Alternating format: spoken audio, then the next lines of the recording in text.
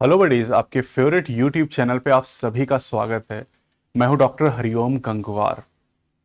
बच्चों, नीट के सिलेबस में कई सारी नई फैमिलीज को ऐड किया गया है। आप सभी जानते हैं इसके बारे में। पहले एनसीईआरटी में 3 फैमिलीज हुआ करती थी morphology of flowering plant chapter में। पहली फैमिली थी फैबेसी, दूसरी थी सोलनेसी और तीसरी थी लिलिएसी। अब इन 3 में से एनसीईआरटी ने 2 फैमिलीज को डिलीट कर दिया नई एनसीईआरटी में। जो फेवेसी फैमिली थी उसको डिलीट कर दिया, लिलियसी को डिलीट कर दिया। बची केवल कौन है? सोलनेसी फैमिली एनसीईआरटी में। अब एनसीईआरटी ने और क्या किया, 5 फैमिलीज को और ऐड कर दिया। कौन कौन सी फैमिलीज ऐड की? मालवेसी को ऐड किया, लेगुमिनोसी को ऐड किया है, क्रूसीफेरी फैमिली को ऐड किया है, इसके अलावा कंपोजिटी फैमिली को ऐड किया है और यहां पर ग्रेमिनी फैमिली को ऐड किया है। अच्छा, इसमें से लेगुमिनोसी की अगर बात करें तो लेगुमिनोसी के अंदर फेवेसी अपने आप ही आ जाएगी। तो इसका मतलब यह है कि फेवेसी भी आपको पढ़नी है। एक लिलिएसी बची। लिलिएसी को भी आप छोड़ नहीं सकते क्योंकि प्रैक्टिकल सिलेबस में उसको एनसीईआरटी ने दिया हुआ है। इसके अलावा एनसीईआरटी में जो 3 फैमिलीज आपको दी गई वो भी पढ़नी है आपको, और 5 फैमिली जो एक्स्ट्रा आपको दी गई ये भी आपको पढ़नी। तो 8 फैमिलीज आपको पढ़नी। हम एक ही साथ सारा कुछ नहीं पढ़ेंगे। आज हम यहां पर इस वीडियो में मालवेसी फैमिली के बारे में बात करेंगे। छोटे छोटे पार्ट में हम इसको पढ़ेंगे क्योंकि एक साथ पढ़ेंगे तो आप बोर भी हो जाएंगे, याद भी नहीं रहेंगी चीजें। तो हम लोग क्या करेंगे, पार्ट में इसको पढ़ेंगे। मैं छोटी छोटी वीडियोस अपलोड करूंगा हर फैमिली की, और अगर आप कहेंगे तो लास्ट में सारी वीडियोस को क्लब करके मर्ज करके एक वीडियो बना दूंगा। तो आज का जो हमारा टॉपिक यहां पर मालवेसी फैमिली, जिसको गुड़हल फैमिली के नाम से भी जाना जाता है क्योंकि गुड़हल इसी फैमिली के अंदर आता है। तो मालवेसी फैमिली के बारे में पहले कुछ इसकी सिस्टमैटिक पोजीशन की बात करते हैं। डोमेन अगर देखें आप तो इसका जो डोमेन है वो है यूकैरिया। यूकैरिया डोमेन के अंदर इसको रखा गया। यूकैरिया डोमेन के अंदर आ जाएगा ये, ठीक है। किंगडम प्लांटी के अंदर आएगा। डिवीजन एंजियोस्पर्मी है इसका। क्लास डाइकॉटलिडनी है, मतलब ये डाइकॉट की फैमिली है। ऑर्डर की बात करें तो मालवेल्स आसान है, मालवेसी के अंदर मालवेल्स है, और फैमिली तो मालवेसी आप पढ़ ही रहे हैं। Malvaceae family is commonly known as cotton family. Cotton भी इसी फैमिली का मेंबर है, तो कॉटन की फैमिली भी आप इसे कह सकते हैं, गुड़हल की फैमिली भी आप कह सकते हैं। कॉटन को ऐसे कपास के नाम से आप जानते हैं जिससे रुई निकलती है, और बीटी कॉटन के बारे में तो मैंने आपको पढ़ाया ही है ना। तो कॉटन जो है वो इसी फैमिली का मेंबर है, कॉटन का प्लांट।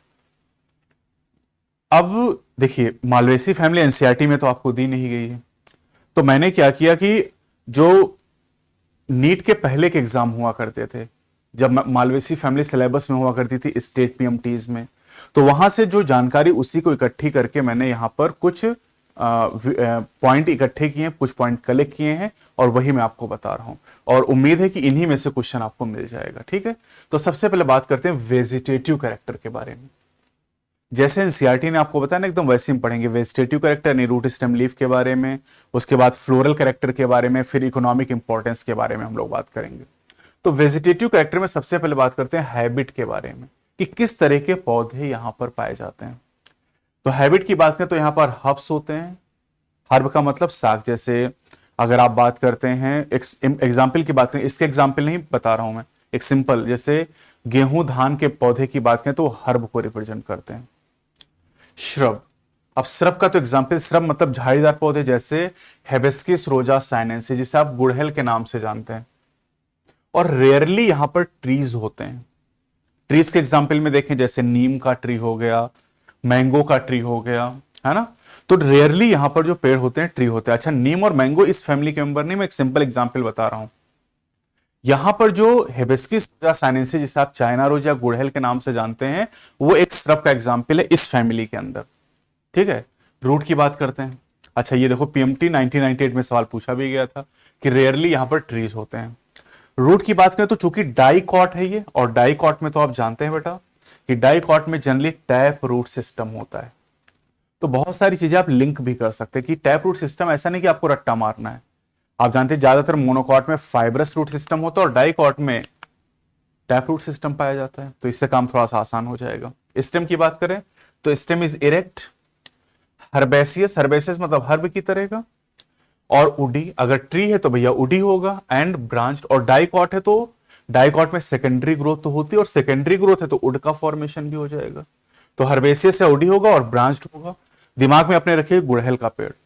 अब गुड़हल का पेड़ अगर आप देखते हो तो उसमें ब्रांचिंग आपको नजर आती है, इरेक्ट प्लांट आपको नजर आता है, ठीक है। उडी भी हो जाता है जब बहुत पुराना पेड़ हो जाता है यहां पर, है ना, ठीक है। तो रूट हो गया, स्टेम हो गया, लीव्स की बात करते हैं यहां पर।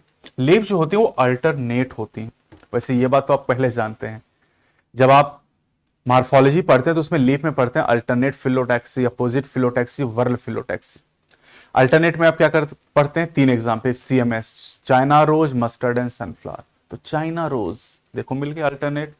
एंड स्टिप्यूल होते हैं, मतलब स्टिपुलेटेड लीफ पाई जाती हैं। दे आर सिंपल, सिंपल तो आप जानते हैं, या तो इंसिजन नहीं होंगे, और अगर होंगे तो मिड रिप को टच नहीं करेंगे। तो गुड़हल की पत्ती सिंपल हो जाएगी। एंड वेनेसन इज रेटिकुलेट, यहां भी दिमाग नहीं लगाना है, कॉन्सेप्ट लगाना है। रेटिकुलेट की बात करें तो भैया डाइकॉट में तो आप जानते हैं कि रेटिकुलेट वेनेसन ही पाया जाता है जनरली। मोनोकॉट में पैरेलल वेनेशन होता है। तो बहुत सारी चीजें अंडरस्टूड हैं यहां पर, जैसे टैप रूट सिस्टम आपको पता ही है, अल्टरनेट फिलोटैक्सी आपको पता ही है, साथ ही साथ वेनेशन आपको रेटिकुलेट पता ही चल गया डाइकॉट की फैमिली से।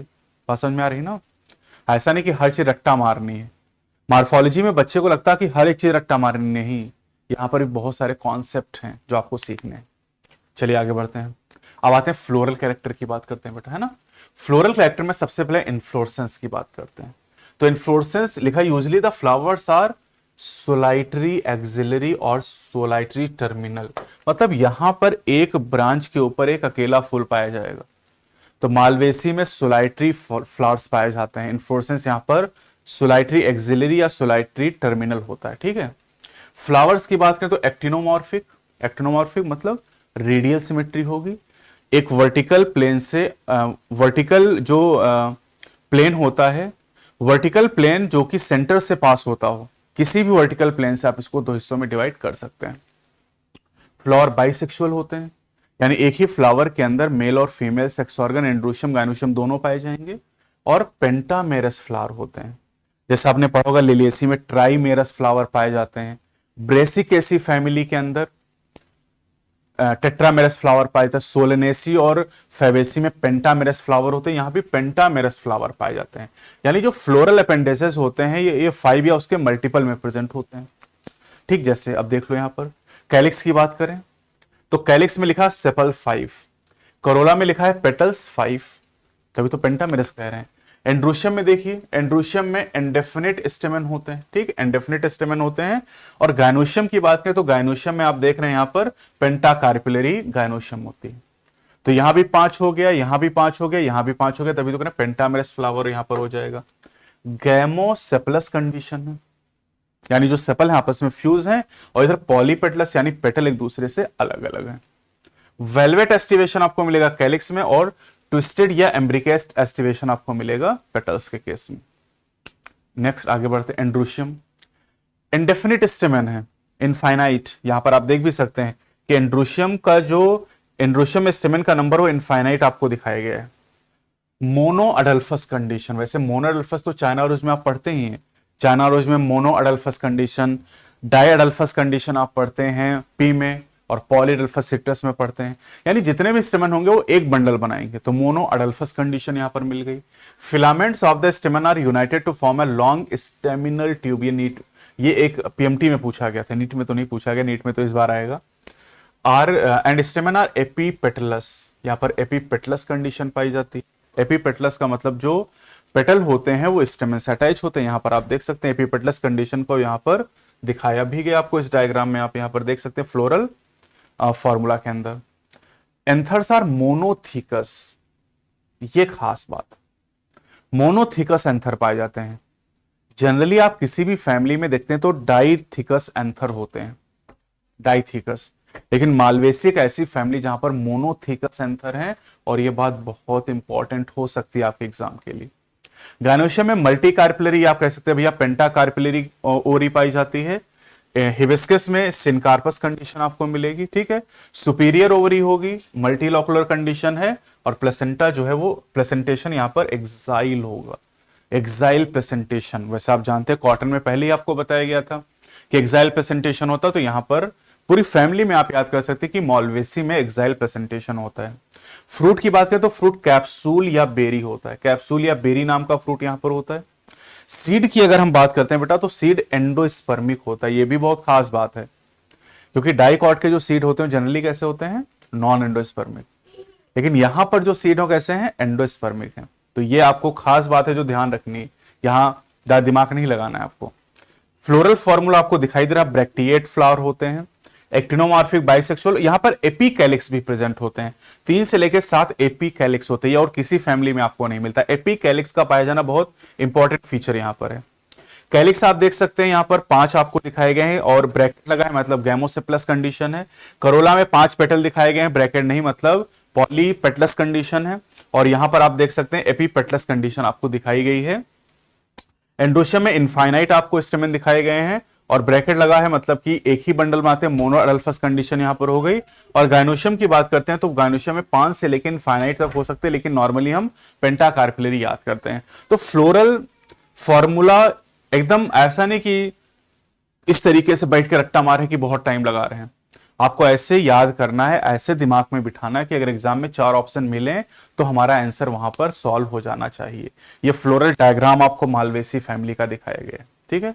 आप अगर देखें तो ये ऊपर मदर एक्सिस आपको दिखाई दे रही है ना, उसके बाद आप गिनना चाहें तो ये आपको एपिकैलिक्स यहां पर दिखाई दे रहे हैं, ये एपिकैलिक्स 1 2 3 4 5 6 7, 3 से 7 हो सकते हैं। फिर ये आपको कैलिक्स दिखाई दे रहे हैं 1 2 3 4 5, फिर आपको पेटल दिखाई दे रहे हैं 1 2 3 4 5, और फिर यहां पर स्टेमेन का जो नंबर है वो इनफाइनाइट है, इंडेफिनिट नंबर होते हैं यहां पर, आप गिनती नहीं कर सकते यहां पर। अब आते हैं इकोनॉमिक इंपॉर्टेंस। जो क्वेश्चन इसमें पूछे जा रहे हैं वो इकोनॉमिक इंपॉर्टेंस से ही सवाल पूछे जा रहे हैं, इकोनॉमिक इंपॉर्टेंस के सवाल यहां पर आते हैं। तो चलिए सबसे पहले बात करते हैं भिंडी, जिसको सब्जी के तौर पे यूज करते हैं, भिंडी या फिर ओकरा या लेडीज फिंगर के नाम से भी इसको जानते हैं, लेडीज फिंगर है ना, लेडीज फिंगर कहते हैं। और साइंटिफिक नेम की बात करें तो यहां पर एबेलमस्कस एस्कुलेंटस इसका साइंटिफिक नेम है, यहां पर स्पेस होना चाहिए था, ठीक है। दूसरा है कॉटन, तो ये तो हो गया वेजिटेबल भिंडी, ठीक है। कॉटन या कपास की बात करते हैं, गॉसिपियम इसका साइंटिफिक नेम है, Gossypium species, source of oil and fibre, ये ऑयल और फाइबर का सोर्स है। और ये देखिए लिखा है कि cotton fibre is obtain from seed coat, cotton के फाइबर किससे मिलते हैं, सीड कोट से ऑब्टेन किए जाते हैं गॉसिपियम, ये तो आप देख सकते हैं एआईपीएमटी का ही सवाल है। तीसरा एग्जाम्पल है मद्रास हेम्प, इसे हिबिस्कस कैनाबिनस के नाम से जानते हैं, यहां पर स्पेस होना चाहिए था। हिबिस्कस कैनाबिनस के नाम से आप जानते हैं, आल्सो कॉल्ड पटसन, इसे पटसन के नाम से जानते हैं। और इसका यूज किया था रोप इंडस्ट्री में, यानी रस्सी बनाने के लिए मद्रास हेम्प का यूज किया जाता है, हिबिस्कस कैनाबिनस का यूज किया जाता है। फिर आ जाते हैं गुड़हल, गुड़हल या फिर आप इसे चाइना रोज के नाम से जानते हैं, या सूफ्लावर भी आप इसे कहते हैं, सूफ्लावर, चाइना रोज, सूफ्लावर, या हिबिस्कस रोजा साइनेंसिस के नाम से आप इसको जानते हैं। और ये तो ऑर्नामेंटल है, सजावटी पौधों के तौर पे यूज किया जाता है, और आप जानते हैं कि पूरे साल भर फ्लावर देता है ये, मतलब इसमें फ्लावरिंग का कोई सीजन नहीं होता है, जैसे गेंदे में एक सीजन आता है, लेकिन गुड़हल तो आप देखिए एक बार आप लगा दीजिए, पूरे साल भर में इसमें से फूल निकलते रहते हैं। और देखिए नोट करके क्या लिखा है कि most of the economically important fibre yielding plant belong to the family Malvaceae. और भी कई सारी फैमिली जिनसे फाइबर मिलते हैं, लेकिन कह रहे हैं सबसे ज्यादा जो इकोनॉमिकली इंपॉर्टेंट फाइबर हैं वो मालवेसी फैमिली से मिलती है। ये भी आपके एआईपीएमटी का सवाल है, जिस एआईपीएमटी को अब आप नीट के नाम से जानते हैं। तो ये इकोनॉमिक इंपॉर्टेंस की कहानी यहां पर हो जाती है ना। यहां पर आप देख सकते हैं फाइबर आपको किससे मिलते हैं, कॉटन के भी फाइबर मिलते हैं। और जो कॉटन के फाइबर होते हैं वो आप पढ़ते हैं कि भैया सेलुलोज के बने होते हैं, कॉटन फाइबर मेनली सेलुलोज के बने होते हैं। इधर मद्रास हेम्प की बात करें तो मद्रास हेम्प भी, इनसे भी फाइबर मिलता है, जिसको पटसन कहते हैं, और इसका यूज रोप इंडस्ट्री में किया जाता है। तो मुझे उम्मीद है कि आपको ये टॉपिक समझ में आया होगा, याद करने में थोड़ा सा आसान हुआ होगा आपके लिए, यह भी थोड़ा सा पता चला होगा कि एक्चुअली पढ़ना क्या है, क्योंकि बहुत ज्यादा डिटेल ना तो आप अब याद कर सकते हैं और ना ही उसकी कोई रिक्वायरमेंट है। तो कम से कम इतनी चीजें आपको याद करनी मालवेसी फैमिली के लिए। अगली वीडियो में एक नई फैमिली के साथ आएंगे, तब तक के लिए अपनी पढ़ाई करते रहिए अच्छे तरीके से। कोई भी डाउट हो कमेंट सेक्शन में जरूर बताइएगा। अगली वीडियो में मिलते हैं। जय हिंद।